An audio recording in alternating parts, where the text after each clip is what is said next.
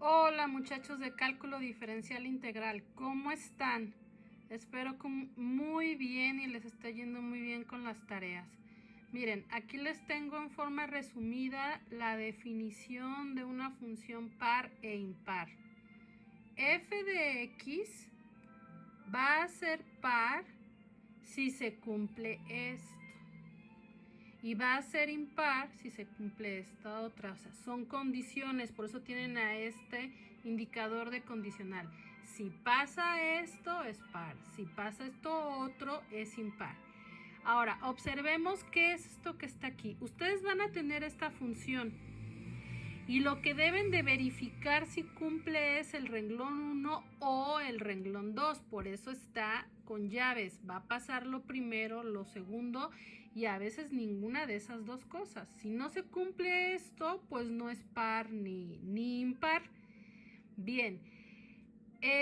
Observan que de los dos, en las dos renglones tenemos f de menos x.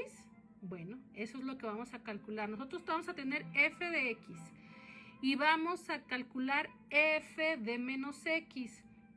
Si f de menos x resulta ser exactamente igual que la función que teníamos al inicio, la función es par. Y si resulta ser la del inicio multiplicada por menos 1, entonces va a ser impar. Y si no logramos encontrar ninguna de estas dos cosas, pues no es par ni es impar. Se mueve un poco la hoja porque estoy deteniendo el cuaderno con la mano, porque ese cuaderno solamente era para mostrarles rápidamente la definición. Una definición que ustedes ya estudiaron en su investigación, de alguna de las investigaciones que les dejé. Muy bien.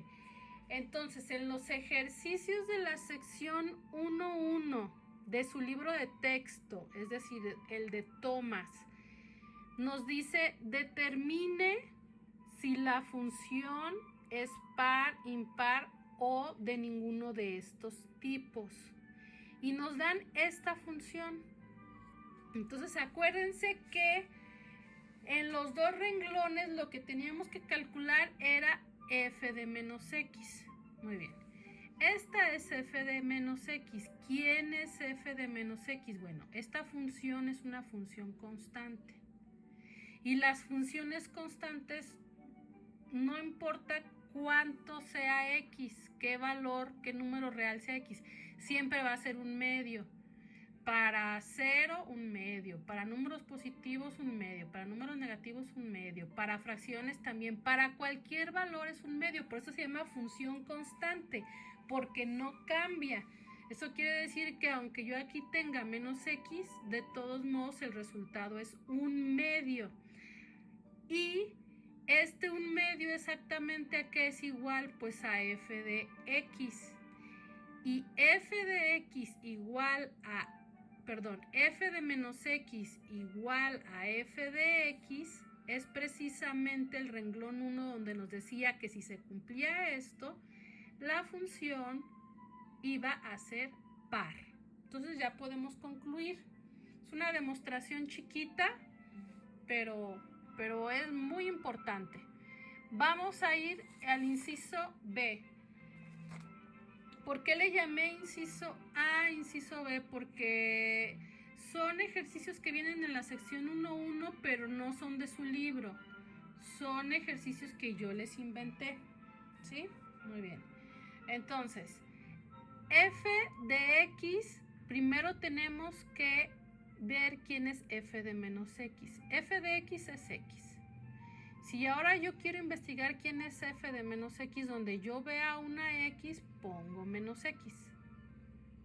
Hasta ahí es el primer paso. Ahora, tengo que comparar esto que resultó con lo que tenía. Pues si yo comparo esto de aquí, es igual.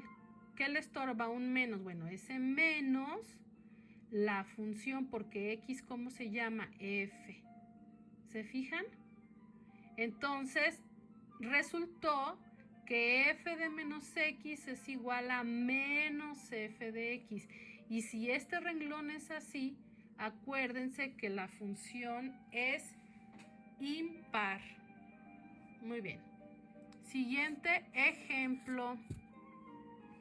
Tenemos ahora que f de x es x a la menos 2, ¿sí? Y entonces tengo que calcular esto como primer paso. Bueno, donde yo vea la x, ya no voy a tener x, ahora voy a tener menos x. Menos x está elevado a la menos 2. Ahora necesito un paréntesis que abarque a toda esta expresión.